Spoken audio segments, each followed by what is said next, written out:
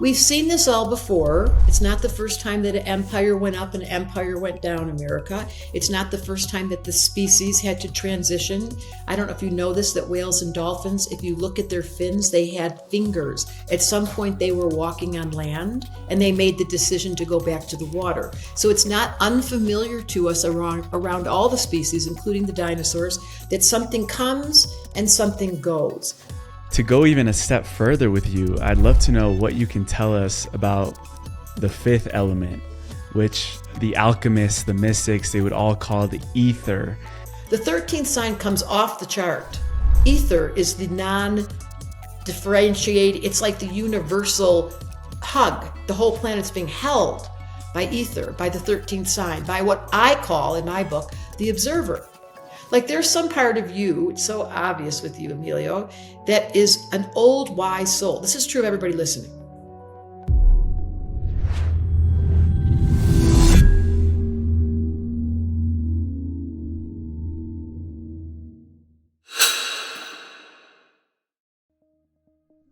Hello, family. I know that this time can feel like a very strange in-between, like we're holding the weight of everything that we lived in 2025, while also sensing the pulse of the energies that are coming in for 2026. And I wanted to share for a minute about something that we've never done before. And it's a pivotal part about what we want to see for the new Earth, both co-leadership and community convergence. Our beloved multiple-time podcast guest, Kelly Kolodney, channel for the angel Raphael, and I are coming together for something truly historic and powerful. During this last month of the year, we're going to journey into a 3-week light code featuring powerful Mary Magdalene frequencies. Our planet is currently seeing a surge in the embodiment of the divine feminine codes. And there's yet a need to find a balance with our masculine Christ consciousness energies. And you are invited to come together with us to truly end this year in a special way. As part of this special offering, you'll be invited into 2 live virtual recorded events, one on 12/12 and the other on the winter solstice that Kelly and I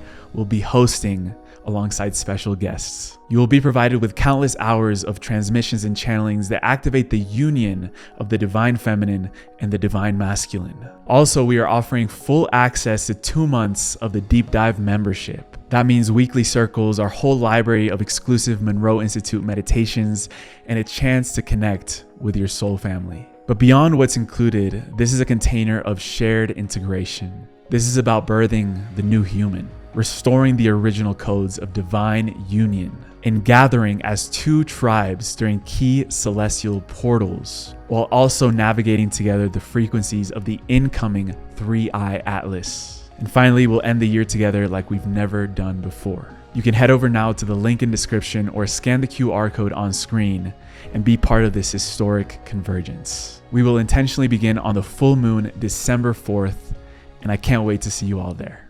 Much love.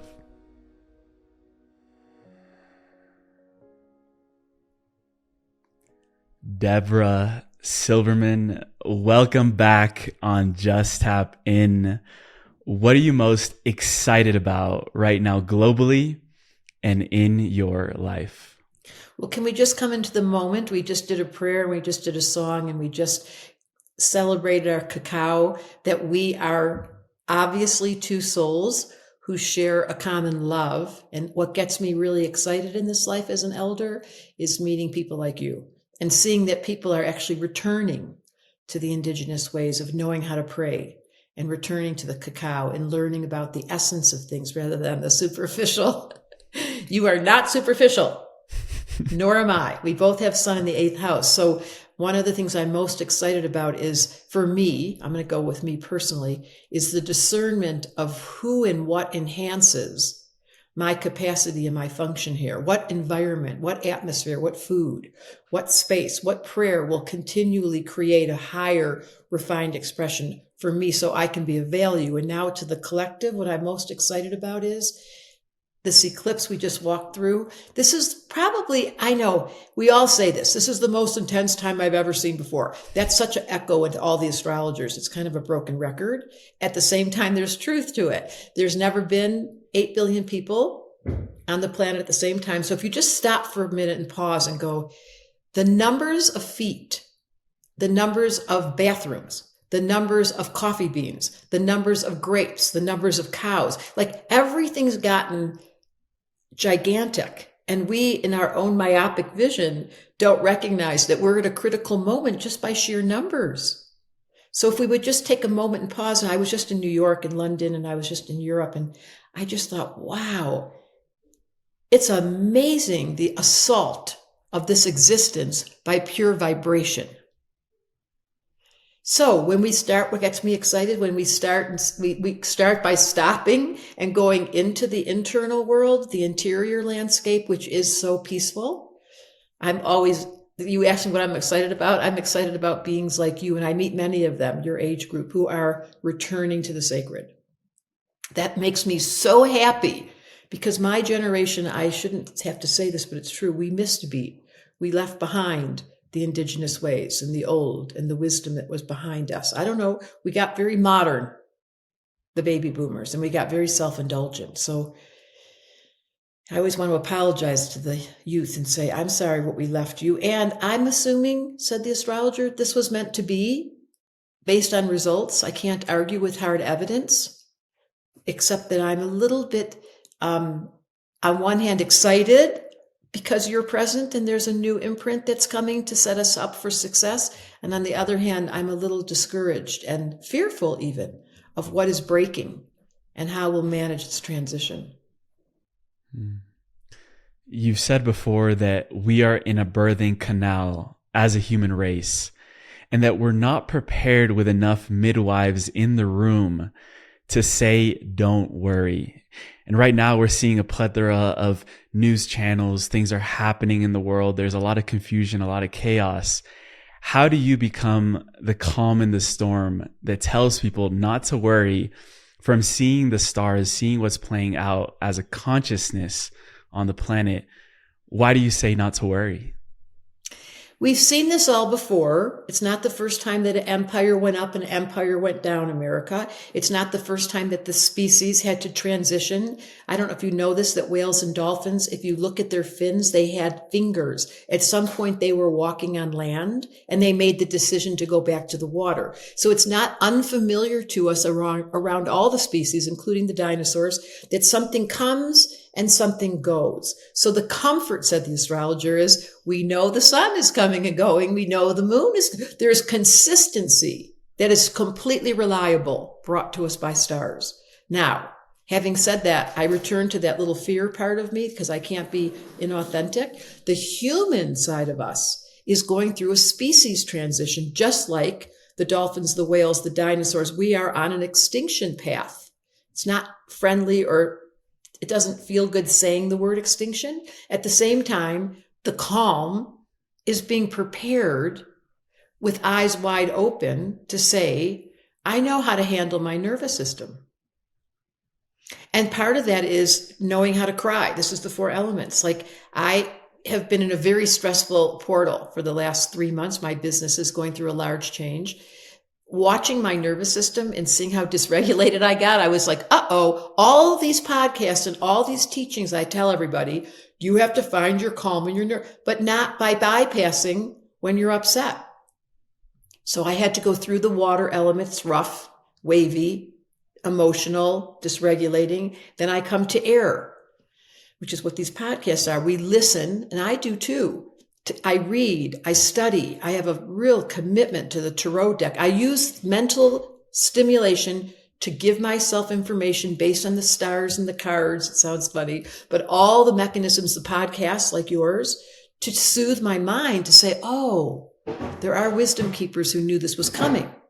So it doesn't say my emotional body doesn't get disrupted. It just, I know how to move into air and go to my therapist and go to my best friend and talk about this stuff and clear the air. And then comes earth. And this is really, if you want to know how to calm your nervous system, you get out to nature and take off your shoes and get in the water, get into the outdoors, let yourself sit on the ground and feel. Like, I do a lot of barefoot. I know it's not popular anymore, but I live in, as you know, in Hawaii in the winter. So I'm very deliberate about the tactile, the food that I eat, the cacao that I drink. If you're going to eat meat, if you're not going to eat meat, consciousness around the earth element will provide calm. because your system will be regulated by keeping it clean. And then, of course, fire, the funnest part of the story. Here's where the ayahuasca and the psilocybin and the THC and the drinks and the alcohol and the party animal and the loud music that brings us into life force, the sexual energy, that has to be included in the nature of your regulating yourself. Because if I don't exercise personally, because for me, exercise and exorcism are related. If I want to get rid of that emotional body and clear up my mind to stop thinking and get myself out of work, I go and I exercise and I sweat, which is what I did before I saw you this morning. I'm a swimmer. So if I don't move energy through the body, this is how do we get to regulation? You guys, it's so simple. And that's the essence of the 4 elements. And I wrote a book called The Missing Element to find out which one of those 4 are you missing? Because you can't, this world is based on 4 wheels in a car, 4 elements, 4 seasons. It's the nature of the ancient indigenous wisdom, the 4 directions. I worship them and it brings me home. And I encourage you to do the same. If you want to know how to regulate your nervous system. And by the way, you can, is it okay to swear? You can be all fucked up. Always.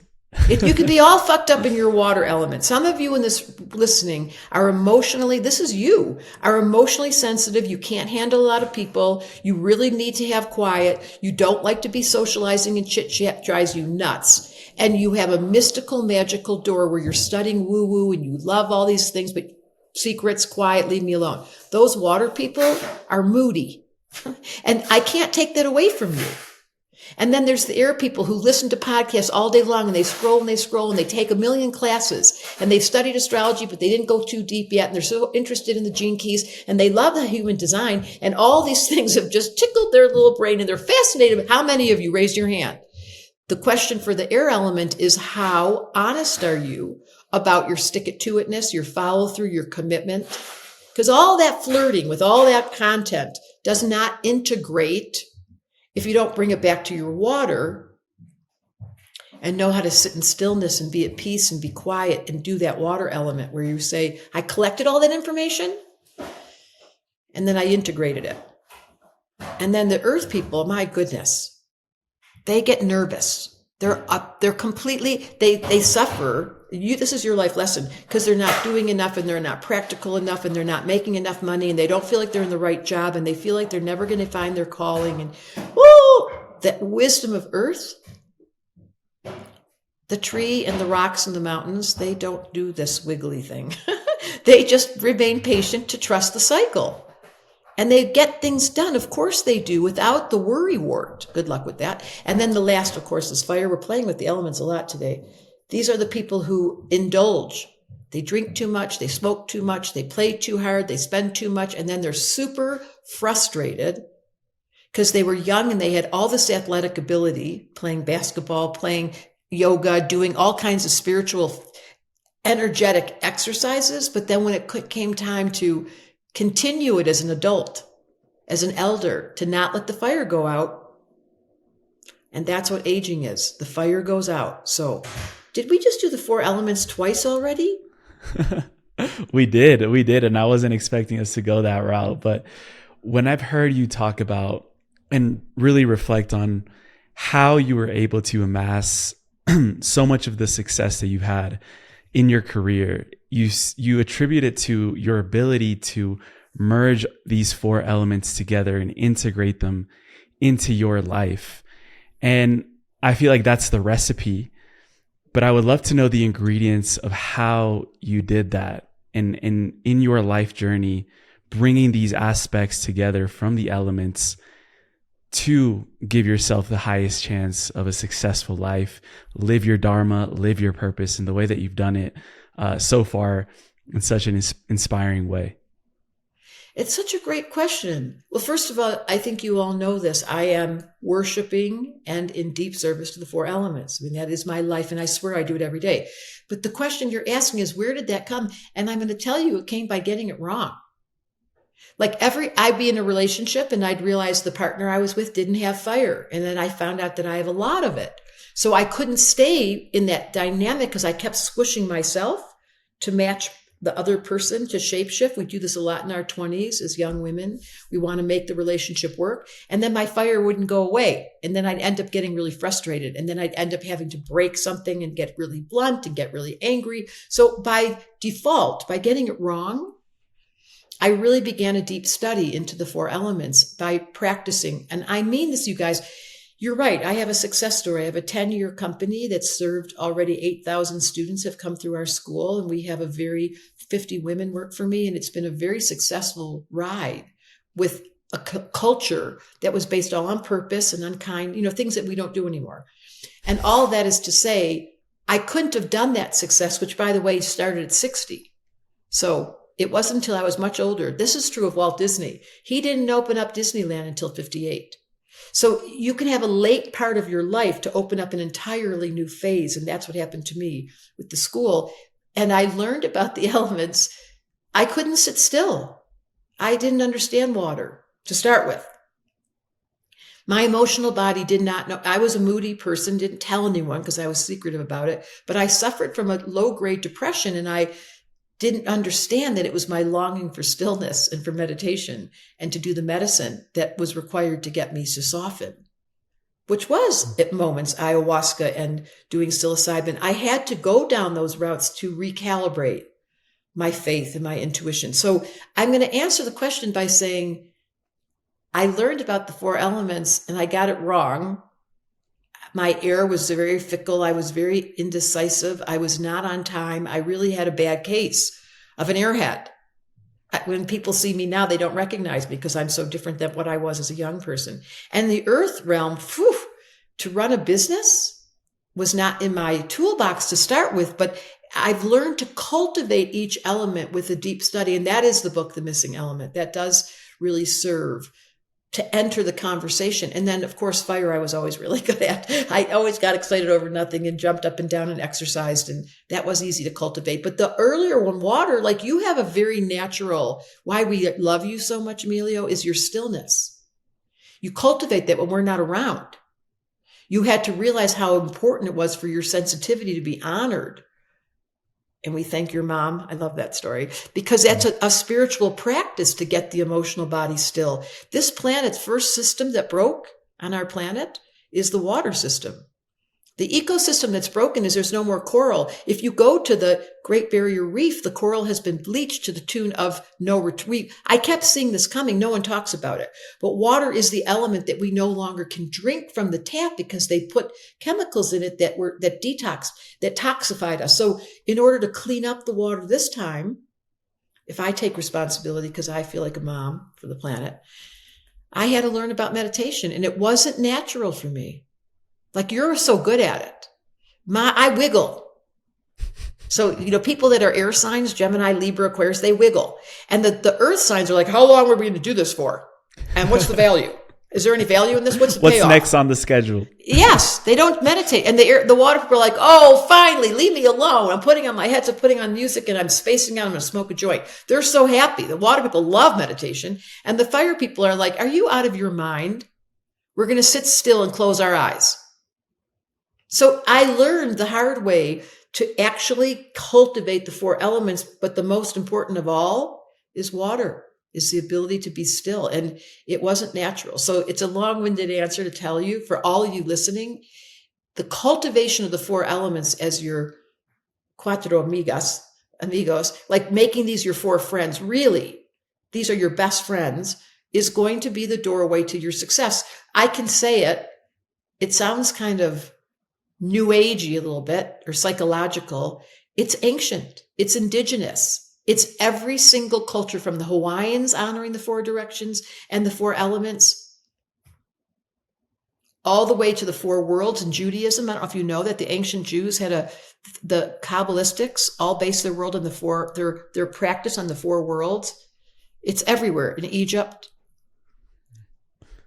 They're the building blocks of reality. And to go even a step further with you, I'd love to know what you can tell us about the 5th element, which the alchemists, the mystics, they would all call the ether, maybe this invisible field that binds reality together. What have you learned about that when love it that comes question. to... You're so good. So in my new book, I Don't Believe in Astrology, that title always makes me laugh. The very last chapter is called The 13th Sign. And that is the ether. That is the fifth element. But I don't name it that. I just call it the 13th element. And it is, as you prayed this morning, it is the end of duality. The 13th sign comes off the chart. Ether is the non-differentiated, it's like the universal hug. The whole planet's being held by ether, by the 13th sign, by what I call in my book, the observer. Like there's some part of you, it's so obvious with you, Emilio, that is an old wise soul. This is true of everybody listening. There's some part of you that knows you know. Now, do you operate with that? Is it regulating your nervous system? Is it giving you insights? Are you listening to your dream language? I don't know, but I can promise you it's waiting in the wings.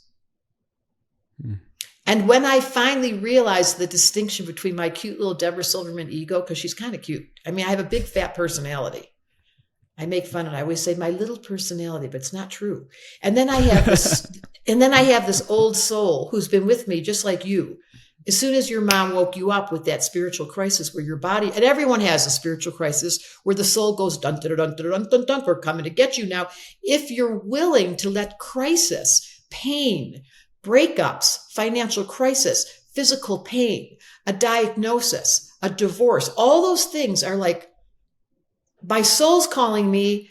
How do I regulate? It's your question, my nervous system. I return to the four elements. I swear, I'm not making this up. And I say to myself, because it just happened to me, I've been in a very deep, disruptive cycle with the portal of this eclipse. And then I really did it.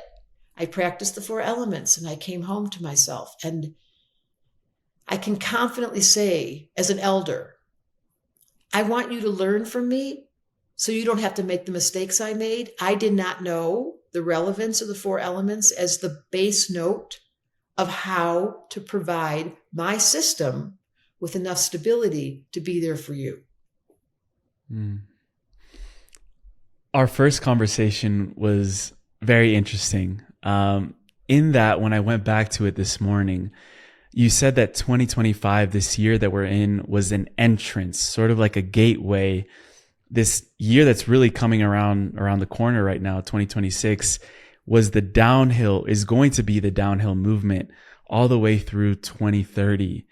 What are you seeing in your study of what's going on in the wider picture, as above, so below, that we're going to be experiencing as a downhill movement? And first of all, what were we entering into that will allow us to go into a downhill movement?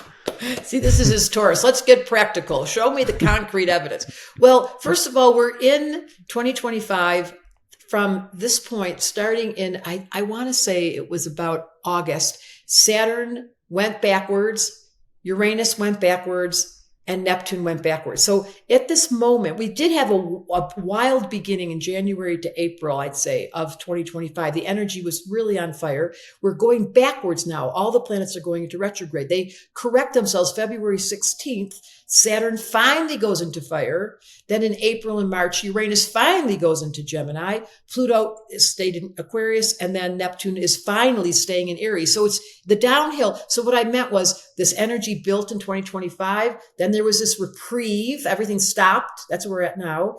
Business as usual. We're kind of pretending it's happening, but no one's really worried until February 16th. Saturn enters Aries for real for the next 2.5 years. Neptune enters Aries 2 months later. Uranus. So when all those outer planets are fully into the new era, which has never occurred before in the history. Guys, you can't study astrology and not know this. At the same time, it's hard to interpret because we've never seen it before. But the analogy I've been doing lately is, in 1780, we found Uranus for the first time. It's such a funny word. So where'd you look? It was the first time the telescope was available for us to detect this planet that describes, ready? 1780 was when the French and the American Revolution were. So the zeitgeist at that moment, not unlike now where all the governments are really disrupted and there's between, Nepal and what's going on in Russia and what's going on in Israel and every country we are watching, Ukraine, there's such an intense energetic in the zeitgeist right now. It was a little calmer 10 years ago. Right now it's escalating. Not unlike, this is a great analogy. So in 1780, when they found Uranus, they found electricity. From that moment on, electricity began to transform the existence of the human. Think about it. The computer we're sitting in front of, the lights that are on at night, the ability for us to drive, to fly, every part of our existence is now changed because of electricity. So similarly, AI, brought to us by another influence of Uranus. So that was the first time Uranus was found in 1780. So the first time Uranus is going to be in Gemini, such an exciting thought, for the first time in 82 years. It happens in April. It stays there now for the next 7-8 years. That, coupled with Pluto, another planet that moves very slow and is a definitely zeitgeist culture one, is an Aquarius. So we have two outer planets that are very significant. Rarely, this has never happened before. They're both in air signs. There's like an electrical revolution likened onto electricity that we can't predict what that's going to suggest except the words AI. The best we can do is AI. The other words we use is ET. So there's some indication that something's coming unfamiliar to us that will change the nature of our operating system, the nature of this matrix, the reality. So having said that, we can't really, if nobody knew electricity would turn into a computer, we couldn't have imagined it if we wanted to. So I like the long view. I know for sure, there's a benevolent force that is operating the system that makes your heart soft. There's a benevolent force that's operating the system that watches over us. This is not debatable. There's a benevolent system that's super intelligent that designed our whole galaxy to move in perfect order. So there's some things, you guys, you can lean in on. Water's wet, air is everywhere, earth's a little bit heavy, and fire's hot. That's for sure not movable. I don't care about AI. That will not touch AI. Those real hardcore realities are my gift to this audience to say, oh, it's so true. We couldn't see what was coming and we can't see what's coming. What we know for sure that we can rely on is the softness of our heart, the ability to beckon in our souls, the gift of prayer. These are things that are timeless and will never go away. And the stars, I have a particular, prejudice to how much I'm in love with those stars. They are absolutely a resource that has been left behind. You know what my new fascination is? The tarot deck. I'm doing a class. It's called Shift Network. It's in November. And I'm teaching the combination, the marriage of the tarot and astrology with the conversation of the arc of evolution by the human. And the very first card, ready? The 0 card of the tarot deck is called the Fool. You had to be crazy to even come here. That's how it started. And then the very first stop, number 1 card is the Magician. And what's sitting on his table? The 4 elements.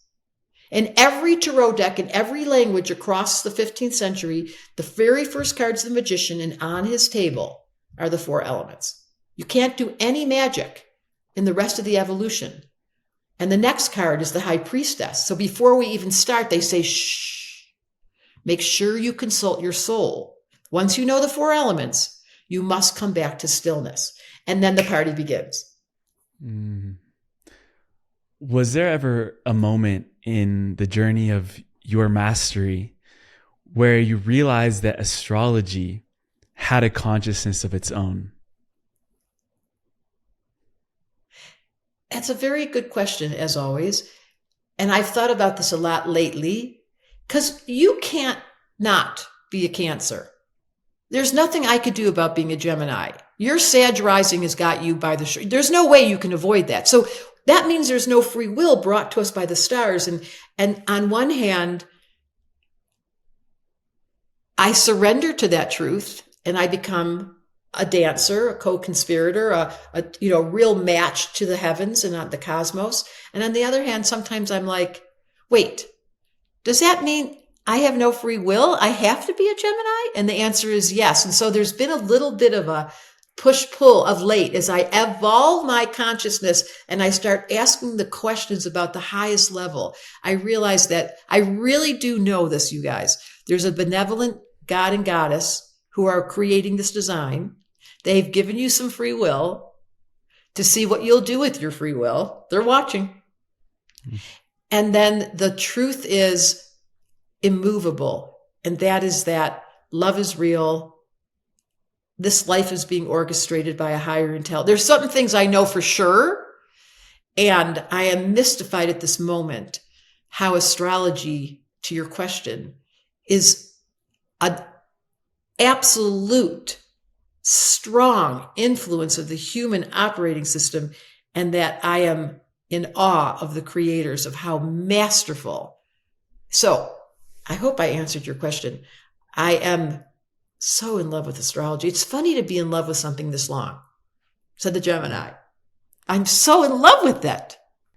And it's really hard to separate astrology from mathematics. Mathematics isn't something that we created. It's something that we discovered or we remembered. Same as astrology in that way. How do you feel the first people that started remembering it and discovering it really came to interpret the stars in this huge story of archetypes and of personalities and of ego and, all the things that Carl Jung talks about, a big teacher of yours? I would definitely say, and I don't often say this, but it's just the truth. It was brought to us by the ETs. It's a higher intelligence. The source of this information, the architecture, the archetypes, the airtight truth about how Saturn, your Saturn in Taurus, my Saturn in Sag is so relevant and so unbelievably consistent. There is no question at all that the intelligence that's operating here is on our team, but you have to use your mind. You got to get some Windex out, you guys. You got to clean it, to study the mathematics, to be interested in the astrology at this. And I teach it at the simplest, like I started a 4th grade level. When you walk into my school at level 1, I don't care how much you've studied. This is the flirtation with astrology. I see so many people say, yeah, I have 6 houses in Virgo. Like, wait, what did you say? Like, don't talk like that in front of me.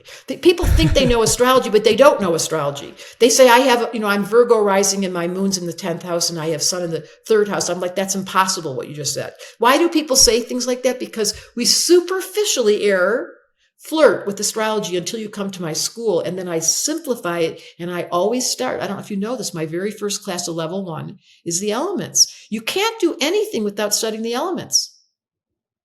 That's the truth. And I'm so impressed that you downloaded that song before we started and that this conversation is aiming at the magician's table. What are the 4 elements? What's your missing element? How do I help you to remember? Because that's the best question. And how do we surrender to this astrological matrix that was put in place with mastery by the ETs? Because there's no way a human mind could have created an airtight system unless it was an AI ET. I don't know, but I have made a request that when I finish here, they'll let me know. Like, can I just get the download? Or before. I'm hoping, but so far I get a little bit of resistance when I want the full meal deal. Like, how did this happen? Raise your hand if you're interested. And I haven't got an answer yet. I am still inquiring. Do you think humanity is ready to know where all of this came from? I think it would interrupt. I think the truth is, if we were really allowed access into the inner chambers of the archives of what occurs at the other level on the council, it would disrupt the capacity for us to learn the human nature lessons, which are, by the way, you guys, emotional. You come down to Earth, it's a blue planet. It shouldn't be called Earth. It's blue. It should be called water. You come down here to study water. And what is that? In your wounds, your addictions, your fears, your sadness, your emotional body, your childhood, your parents, your lineage, that's all water. But we have disrupted the value of the human condition by thinking we were supposed to be grown-ups and act normal and everyone was going to do this thing. I don't know what that means. Normal, a setting on the dryer. There is no such animal as normal. But that was the promise when I grew up in the 50s and the 60s. We were told, this is really why I love astrology, is it allowed me to release myself of the bondage of being normal and letting the uniqueness come forward and describing my elemental constitution and finding peace with it, and then helping other people. That's really been the fun part, where I get to watch people learn. You had once a vision that you were on that council that you just touched upon. And maybe not go into all the details, whatever you feel called to maybe share of that vision, because I feel like it's so important to really understand. Is there a higher council governing these sacred laws, this human experience? Are you really asking that question? Do you wonder about that? Because let me help you. Okay, but let me help you in no uncertain terms, you guys. This is not, we have episodes in our life, we call those spiritual awakenings, where there's a crisis or where there's medicines that can be involved, where something happens and it shifts your consciousness forever. Well, that's what happened to me that day. And I kept it a secret for a long, long time. And then Emilio, it was actually Blue. Blue was the first person. I don't know how she got it out of me. And then Emilio listened to the blues. And then, of course, it went public. Yes, I was sitting on a council. I am self-conscious about this. I was sitting on a council. It was intergalactic. The person next to me was Blue. It was a liquid, see-through being. And on the other side of me was a being that was dressed with animal furs, like the hat and the coat and the boots and like a giant being. Now I can't remember the others, except that very vividly I was told, by being presented into the middle of the circle where we telepathically all could communicate. It sounds like a science fiction movie, but it was real. And they said to me, Debra, we trust you. We're going to use your eyes and your ears. They said this to me: you'll have no free will. We're going to bring people into your life and out of your life, and you're going to be willing because we saw your agreement. They basically reminded me of what I came to do. Now, this is extreme. It was under the influence of medicine. There's no one that will ever take it away from me. I tend to not talk about it because it makes me feel self-conscious and special, and I don't think I'm special. I just happen to be a very available channel, doorway, opening that spirit trusts, as they do Emilio. If you practice every day in a prayer like we did before we started, and you say this every day, use me. I want nothing more than to be of service to my higher. This is my constant prayer. Let me be of service to my higher self. Let your will be fulfilled because I'm here. Now, they knew they could trust me because the truth is I've been doing that every day. So apparently I have a very good job there and I'm a great employee. You're getting bonuses right now. The dividends are paying out. You've said before also, when it comes to free will, destiny, there's this languaging that's used in the spiritual community. I chose this life. I chose my parents. I chose my job. I chose all these different things. But you take that out of the picture and say, no, this is an assignment. Why do you differentiate between those two words? It's such a great question. About it? And thank you for listening to whatever you heard, because you've definitely been doing your research. I get resentful with there's new age sentences like everything's perfect and you created your reality and it's all meant to be. And like sometimes I call them fat sentences. Like those are just fat. Somebody made that up and just assumed it was true. It's cheap. I don't think I chose my parents, because if you met them, you'd see why I don't think that. However, did I learn so much from them? Did I have a karmic connection with my father? Yes. Was my mother and I not in harmony? Yes. Did that create an entire impact and imprint for my entire lifetime? Yes. First of all, I resented it and I had to go to therapy and I had to get mad. Then that was the water, messy, messy water. Then I got to air and I was like, wait a minute. I read somewhere that I chose this. Well, that's silly. What is the right? And I began to have independent thoughts. Then I got to earth and I thought, I've got to forgive them. I can't carry this memory and this trauma into my psyche because I'm going to hand it to my kids. And then I got to fire and I liberated myself. And now, did I tell you my joke?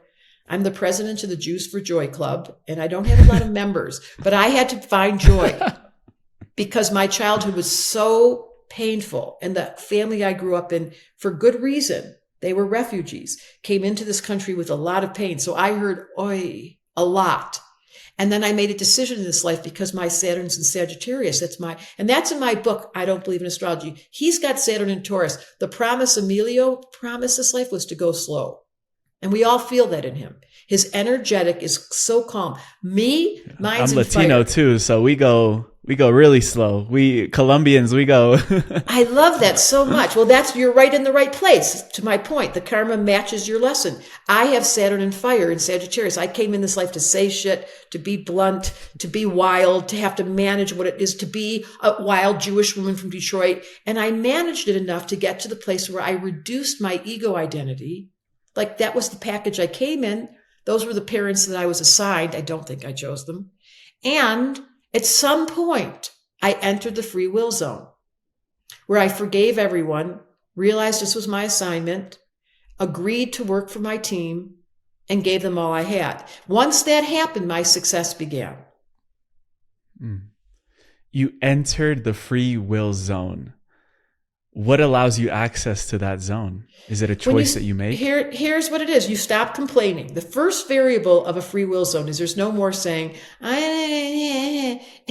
all that noisy sounding, complaining, wishing it was different. You don't like this. You don't like your job. You don't like your boss. You assume the position of the free will. I chose this.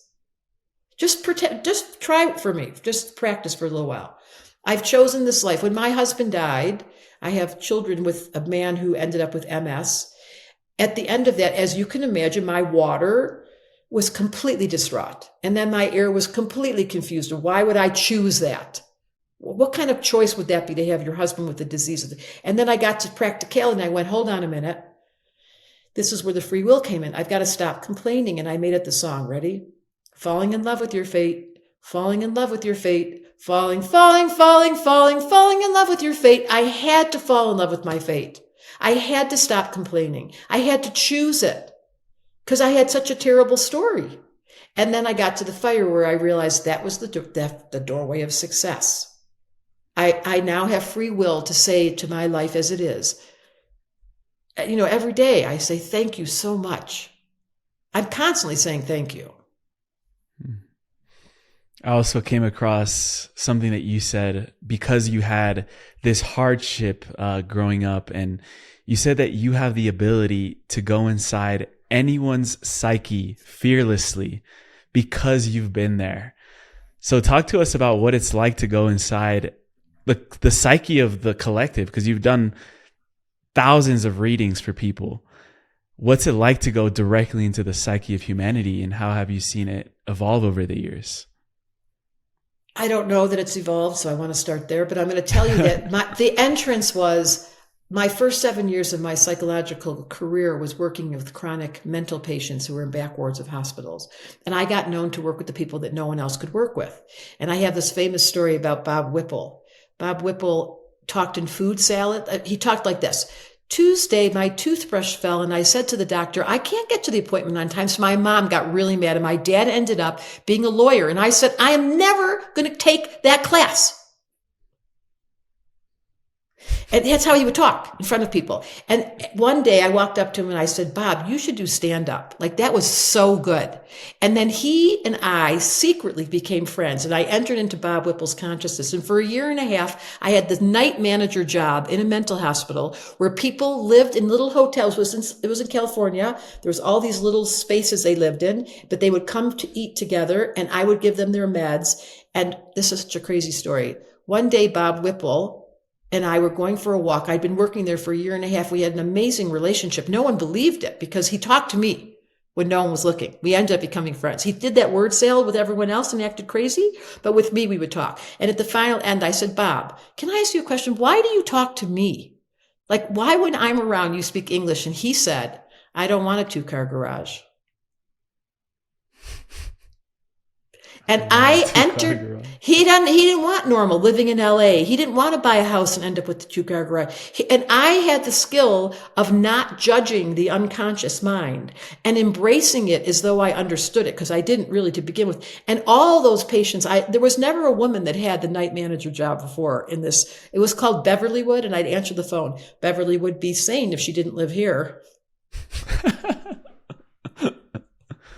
I haven't told this story on a podcast. The point of that story is I spent many years working in back wards of hospitals where I watched the outworking of the unconscious mind. And I became fearless to be in the presence of non-logic, where it was scary, where it was unbelievably crazy. And as the years went by, I realized that it wasn't much different than the normal people.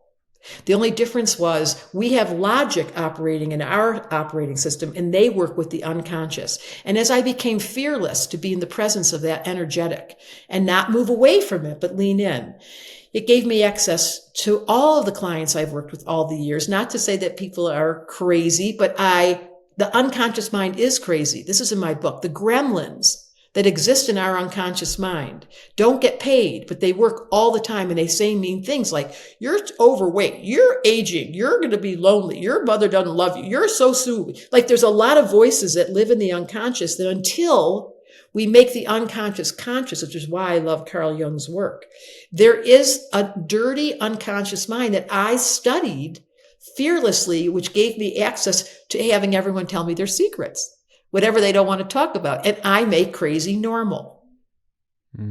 So I can say to someone, listen, whatever your crazy internal dialogue is, whatever creates the addiction, wherever your fear is, however it is that you talk to yourself in the mirror, all of that is just one strand. You don't have to listen to those voices. When I told those people in Beverlywood, when they'd come in and they'd be hearing voices, and I would say, just talk back to them. Tell them to leave you alone. And it worked.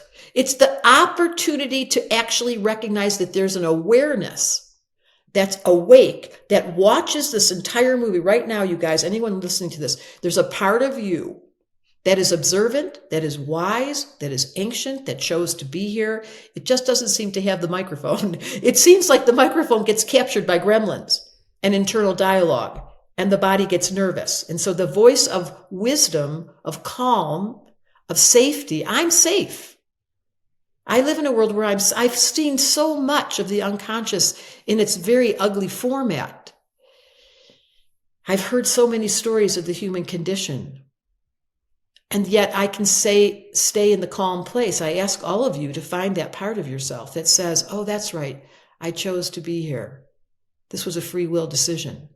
I don't know about if I picked my parents, I'm not going there, but I'm going to say without a question, I definitely chose to be here at 2025 to 2030 to see if I could assist our family in this transition. And I ask you the same. You're not here by coincidence, Emilio. This is a definite destiny that you promised to be our eyes and our ears, and you really ask the deep questions and get us to tell our secrets. You're so good at that. That first interview, I was like, wait a minute, this guy's a detective. He went into my bottom drawer and found out all my secrets and is saying it out loud again. And then I loved it, because what is better than being seen and heard and felt? There's nothing better. You've also been saying a lot lately that we're in a transition toward a whole new species. And it's really hard to interpret or predict what that will be like. But I'm curious to know, since we're talking about the unconscious mind of humanity, the craziness in that aspect, the misunderstood, what will be the role of that unconscious mind to propel humanity into this new evolution, this future human that we're heading into? I think when we think about AI, it doesn't have an unconscious. Think about it. It doesn't operate. What is the unconscious? Freud called it a cauldron of seething excitations, like a stirring of the unconscious mind that comes with these bubbles and fears and thoughts that are negative and scary and exciting and sexual. And there's just a million things that live in your unconscious. AI doesn't have an unconscious. So it's a radical departure that's going to be interfacing with the human. Now, the right use of the unconscious, the healthy version, is we remember the words to the songs that we hadn't heard since we were a kid. We can tell you the name of our grandpa and tell you what he smelled like. We can remember what it was like being in kindergarten when we walked into school and took off our boots. There's these crazy memories that live in the unconscious that are absolutely art. It creates art. It's creativity, the unconscious mind. It has memories and associations and music and smells and poetry. That's the high road. The low road is the dirty realm of the unconscious, is urges and fears and surges and violence and evil, and that has to stop. So the new version of the human is once the unconscious, I've been saying this since I was in graduate school. What is it that makes us do what's not good for us? Why do we eat too much? Why do we not sleep? Why do we hurt the people we love the most? Why do we end things with such awkwardness? We never know how to go back and say thank you to the one that hurt us. Like, we're just a bad design. Can I be honest and say that? The new version, your question is well asked. The new rendition will, because AI is very, way more intelligent than us. There's going to be an interfacing with the wisdom of the high road of the spiritual human who was clairvoyant when we started and had such clarity in the systems were so open, the chakras. That's going to get reinstated. But in the meantime, there's this awkward transition of being in the birth canal, and it's just uncomfortable. The yogis, and especially in that tradition, what's known as the big cycles of the Kali Yuga, the Satya Yugas, the Tetra Yuga, all those Yuga cycles that we know about. When you've studied those and looked into the bigger picture, why would a species choose in its design to go through a descent of consciousness like we were, you call it the age of forgetting, the Kali Yuga, that ended, if I'm not wrong, this year? So what's the big picture of that? I think you're asking these. I love that your son's in the 8th house, as is mine, that we're both so deep and you really want to get to origin and you really want to go underneath the underneath. The question you're asking, evolution, this is what I'm doing with the tarot deck, the arc of evolution. It starts off with the Fool. The next step is the Magician. Then comes the High Priestess. And then we enter into all these love affairs and we break our hearts and we get scared and we have death and we have the devil and the Tower comes and shake. And then we end. The last card is the World card. And the World card is you've been through evolution in its full arc. You've been through creation and destruction. You've watched the waves. Capricorn is the very last card. If you can be wise enough, Saturn actually, I'll speak in first person, because you're asking such profound questions. As I age, as I come towards 70, I've realized that there's a lot that my mind cannot accept or understand or project into. My mind has a limited capacity, the operating system I have. I can't get why our astrology started, not that I haven't asked a million times. I can't get what it is that happens on the other side, although I've researched it extensively. There's places where the mind goes, beep, beep, beep, beep. We cannot compute. You'll stop right here and go back to where you started and do not knock again because you keep knocking on the door and we never open. Don't you get it? Okay, sorry, I keep asking the same stupid... Okay, so I realize that at the same time, what the World card says is and this is for everyone listening, I realize that whatever the World card is, whatever you're going through in your life right now, you're doing it for all of us. We're a family of humans that came in to evolve the species, period. If your personal story has so much angst or so much joy or so much sadness or so much pain or you name it, you're doing it for all of us. And as sooner you can actively choose to turn on your observer or take the elevator into your higher self or put yourself into meditation and come back to peace, you'll be able to integrate, as you say, the two worlds, as above, so below. You'll be able to bring the marriage, and everywhere across this extreme galaxy, creation and destruction and movement are the constants. So, are we surprised that we're declining? Is the Kali Yuga 26,000 year cycle something that we can track, or the Mayan calendar or the Gregorian? I mean, all these calendars were doing the best they could. What's true underneath all of it is change is inevitable. Life continues no matter what. Unconquerable life prevails. It'll never stop. And the humility is, the question I'm going to leave you all with is, what is my role? What do you want me to do in the name of the world, for my family? What did I sign up for again? Wait, what was the choice that I made? I can't remember. That's why we study astrology. Once you take level 1, you can't not look at your chart and go, oh, so he's got Moon in Taurus and Saturn in Taurus. In this lifetime, he promised to be embodied. Emilio's chart screams visceral. Yours might scream intellectual. That's why you're on a podcast listening so long. Yours might scream practicality and you're only listening to this in chunks because you got to go back to work. Yours might scream passion, so you get so excited about everything. This is the flavor you carry. Figure it out. Study your chart. It's funny.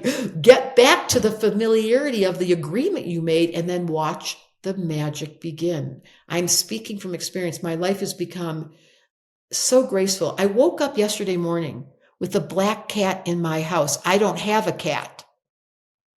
Somebody opened up the door, apparently in the middle of the night, and let a cat in my house. And I woke up and I kind of scared because I was hearing it going, I opened the door. The cat walked out to the front door, walked down the stairs. I opened the door. I thought, if there's not magic on this planet when you're awake and you're available and you're listening and you're willing to see, then this place becomes a delight. If you're not getting the delight factor, if there's something that's really blocking you from peace, from full acceptance, then ask for help. I've got 25 astrologers on my site that I've trained that are certified, that if you send me your birth date, I will do the matchmaker game. I'll put you with the right person. Ask for help. Trust the people that you know to be trustworthy, because if you close your eyes and you put your hand on your belly, you know who you trust. And there's not many. Could be the dog. But when you find those people you trust, your best friend, your allies, your mother, your lover, your old friends, stay put, because this planet's going to go through major transitions, and the quality of connectedness, which is Emilio's specialty, depth, listening, pausing, holding our hearts. This is community. That's how we're going to get through this threshold. You've said that a lot of old souls know that the formula down here on Earth is consistency, commitment, and follow through. That's been my life, literally. That's been up to now, 27 years. That's been my life. But I wanted to know if that formula is expanding in any way in the next iteration of the human. Do you feel like we'll be required new things to be operating in a planet maybe in a higher dimension where time is faster, accelerant? Where do you see that formula standing in the coming years? It's hard to project the new version of the human, the new Earth. The only thing I know for sure, I don't know about the follow through, although that's Earth, your Saturn and your moon in Taurus. That is your essence, and it is mine too, which is why we resonate. And that is a high road of the Buddha was a Taurus. Follow through, consistency, repetitive, chants, praying. That's one path. The new rendition, the only thing I know for sure is that kindness and love and quieter, like telepathy. I feel like the human is upgrading into a version that is ultimately humanitarian and a mixture of AI that I can't discern yet, except to say the intelligence will be far greater when the unconscious mind is not interrupting all the time. So my prayer, let's just leave it with this. My prayer of the new version of the human is a masterful, elegant weaving of the human at its best in the sensual world, because we love the smells and the touch and the feelings and all of that, coupled with the higher intelligence that says, think of the future, think of 7 generations, keep your attention on how we can sustain an existence that is kind and gentle. Let's get rid of this unbelievable old human urge to consume, to compete, to compare. Let's take those 3 C's out. And I think as humanity enters collectively the free will zone, we have to be really aware of these choices. And you say that we're recreating our societal values right now. What have they been before? And what choices do we have now to recreate those in a new way? Well, I think you know exactly how old are you? 27. I love that so much. As a 27-year-old, what we know for sure is the old system that was comparing, competing, consuming without an off button doesn't serve sustainability. The new version is going to consider the long view. We're not going to be immediate. That's the unconscious mind. Rush, flight, fear, fight. That's an urge that doesn't necessarily serve the long view. It just takes care of so the mature next version of the human will have a spiritual astrology map in their head We'll be able to see long view and say, hold on, we're not in a rush. We trust. This moment in time, we feel scared and anxious, and we're in a rush. I mean, being in New York and London and just watching the rhythm and the lack of physical connection with people and with the earth itself shocked me. So the new version coming soon to your neighborhood has to get embodied because you are doing your practices. And you are, Emilio. You guys, like, drink your water consciously. Pray over your food. I pray over every meal. I know it's awkward, and we tend to forget because we've lost the sanctification of our identity as a higher self. We all think we're an ego. Don't get fooled. I'm not Debra Silverman. I got a little package. It's temporary. I'm not going to live for that much longer in this little package. But what will sustain itself across time is my soul. And all of you old souls know this. And as soon as you meet someone that you've met before, which I feel like, Emilio, I know you meet that person and you go, I don't know why I feel like I know you. That's soul contracts. That's soul contact. That lets the ego be put in its seat. I invite all of you, in the name of astrology, go find out your rising sign, Mr. Sag rising, because the simple version, said the astrologer, of how to get clear about your purpose is: 1, your rising sign takes you to your higher self. It's called the ascendant. So focus on your rising sign, not your sun sign. That's your ego. And 2, where's your Saturn, Mr. Taurus? And wherever Saturn is, this is in my book, I Don't Believe in Astrology, then you just go read that chapter and you go, oh, I'm pretending I'm Emilio. My Saturn's in Taurus. Well, that's good. My moon's there too. I can slow down and not feel bad that I'm taking a little longer with my podcast, that I don't want to get pushed, that I don't want someone telling me what to do. You've got such a high value for authentic timing. Don't push Emilio. I can imagine what you're like when people try to push you around. Stick his feet in the ground. Very firm. Yes, very firm. And I, on the other hand, I get blunt and harsh. My Saturn's in fire. I'm the one that says shit and I get in trouble. And I've learned, as the wisdom keeper, to take a breath before I talk.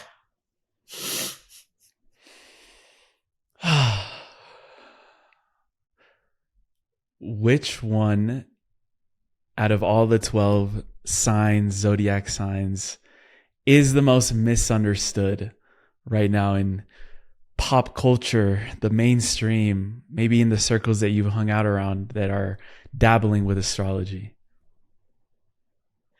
That's you ask the best questions. I'm going to say Scorpio.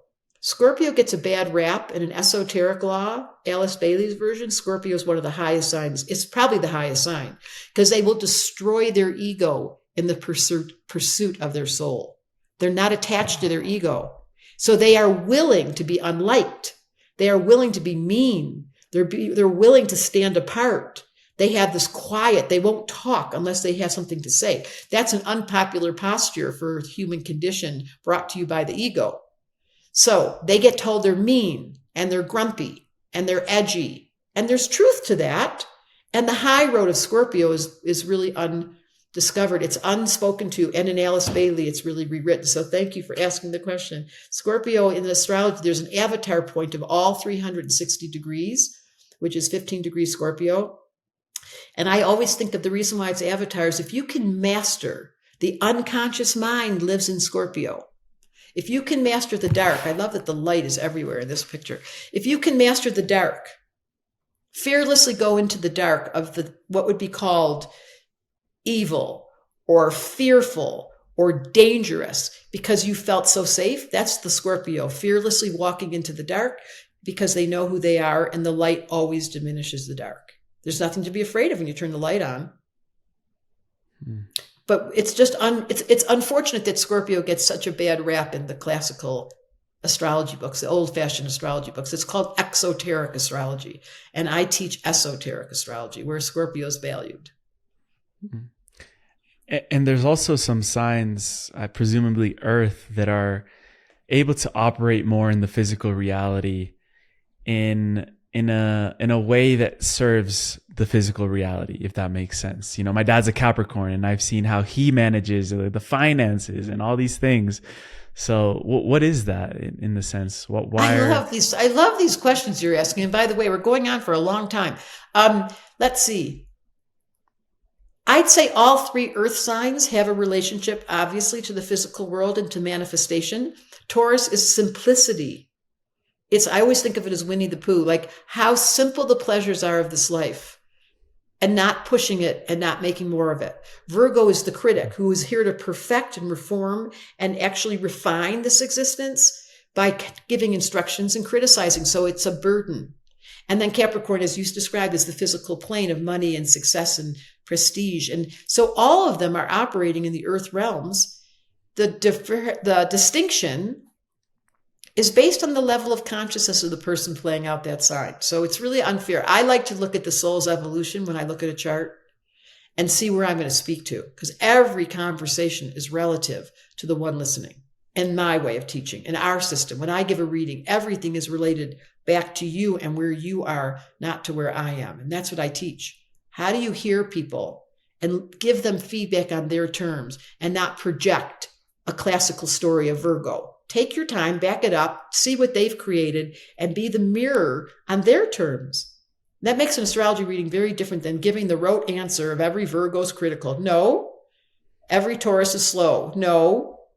Every Taurus is thorough. Every Virgo has high standards. You're going to want to distinguish and differentiate that's what I teach. How do you give a reading to someone that really touches their heart? What a great job we have, astrologers. The deepest conversations with somebody, talking about their deepest self. It's my favorite thing to do. It lets you see behind the veil in a way. And totally. I don't know if you've seen this viral meme where it's like you're dating someone and all of a sudden you're having a conversation or in text and they ask you, what's your birthday? And then it's like, run. You know, how do you normalize asking people for their charts? And I mean, obviously you, because it's your profession. Like before we did the podcast, your team was like, send us your chart. I'm like, okay, I got you. Everybody. Yeah. How do you normalize that in daily life with others? This is really important. If you're listening to this podcast and you've listened this long, you don't have to wonder about that. You're with your people. You're interested in this conversation. You've been listening to all kinds of podcasts, studying astrology and the Enneagram and the gene keys and learning about your, chakras. That says a lot. And those are the people you're hanging with, and they're not going to be offended. The people that don't understand it, that run away, you are glad they ran away because it doesn't match. If you're on that frequency, you'll match them. If you're not, don't impose. Let it be. Let people be, said the astrologer. What a waste of time trying to judge someone else, trying to change someone else. It's like a joke. I always tell women, they want to change men. They want men to be different. They want to give instructions. I really caught myself on this and I realized nobody asked your opinion, Debra. If they don't pay me or they didn't ask me a question, I'm not talking.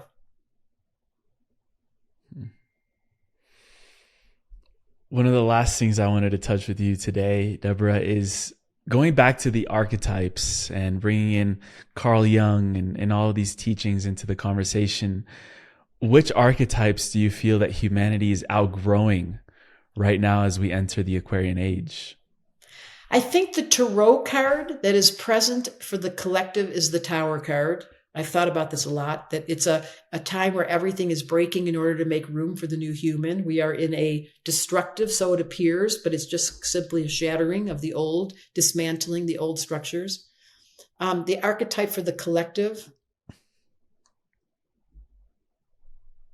I would say there is a secret. It's like Harry Potter's was so famous because of this. There's a secret wish in the zeitgeist right now that magic was real.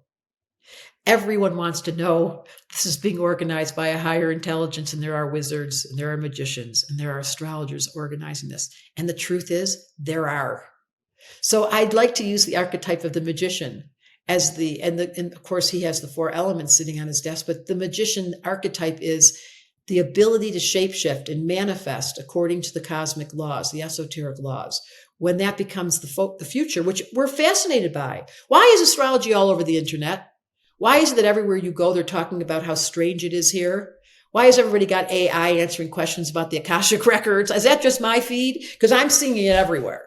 That's because we're longing for the answers, and that is the zeitgeist. The archetype is the magician is here now.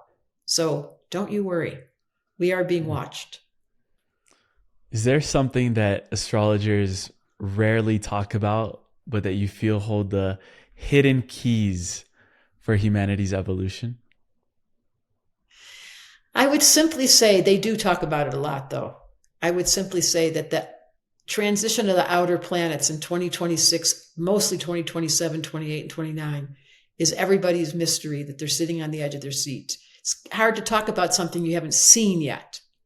So we're all on the edge of our seat. It was like when COVID came, we could see that in the chart. We knew something was going to happen. We didn't know what. But we definitely can see this is once again the same thing. We know something's going to happen with the continuation of Pluto and Aquarius and Uranus and Gemini, Neptune and Aries and Saturn and Aries. It's all fire and air going on for the next 5 years, 6, 7 years. Let's see how that translates, especially 2026 and 2027. While Saturn's in Aries, I can't wait to see. But I can't answer the question honestly with enough content. I can just say there's some indicators suggesting. Yeah. From just a felt perception or a sense, how do you feel the summer of 2025 is going to be different than the summer of 2026?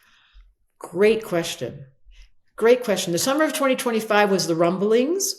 We began to feel the radical civil war energy in the United States. We began to feel the unbelievable what is going on in Gaza. It's so beyond the mind's capacity. And by 2026 and 2027, there's no more feeling the rumblings. There's action. And people are going to find themselves really having to do something. They will not be able to sit idle. Right now, we've got this pause. Saturn's in Pisces and Neptune's in Pisces. We're kind of sleepy. And it's going to change. Yeah, we're back where we were the last 2.5 years. It was like business as usual. Let's pretend there's no climate change. It's okay that the governments are falling apart, but that's going to change in the summer of 2026. By May, June, July, we'll be like, this is what Debra was talking about. It's going to be very visceral, and we will be in your own experience. Right now, it's on the news. ICE comes to town, but we'll have direct experiences of it. Too many of them to be able to sit idle. There'll be action. Saturn's in Aries, and we'll be taking action. Mark my words. And we'll definitely be having more conversations from now until then to make sense of what's going on.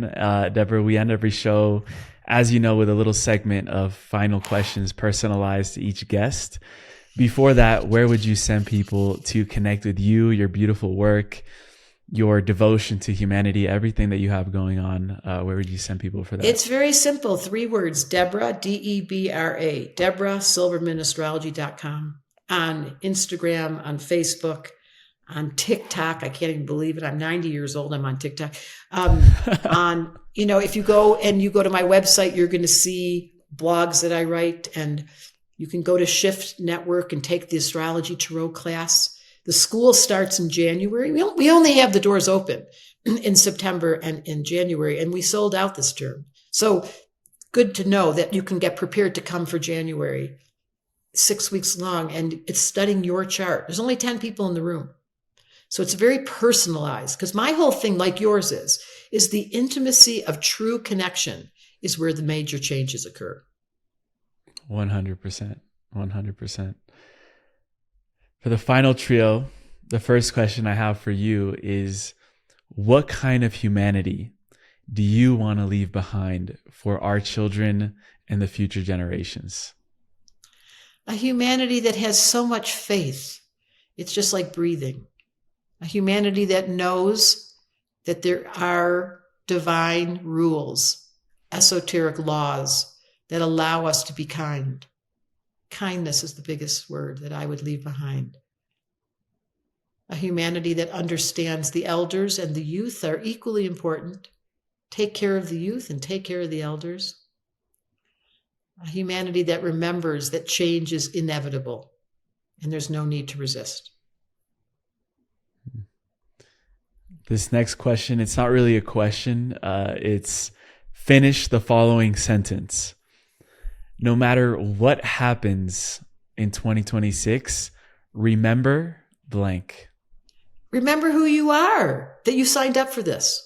It was a volunteer position. You've got to super glue that, tattoo it on your arm. I chose this. Last question. This one's really about integrating everything that we've talked about today. And that is, what do you want every single listener, every viewer to try for the next 7 to 30 days that would permanently change their timeline? If you woke up every morning, put your hand on your heart, this is 1 minute long, and just take a minute. I love how you are so deliberate, Emilio, in your breath. And you take a deep breath and you just say, use me to your soul. I'm all yours. Let my life be a reflection of the highest version of myself. Let my life be a reflection of the highest version of myself. Use me. I'm all yours. Let this life be a reflection of my highest version. Just give that every single day.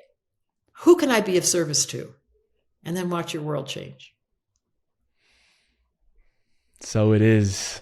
Debra Silverman, again, thank you so much for I love that the lights are doing all this funny thing. It's coming in. It's illuminating you.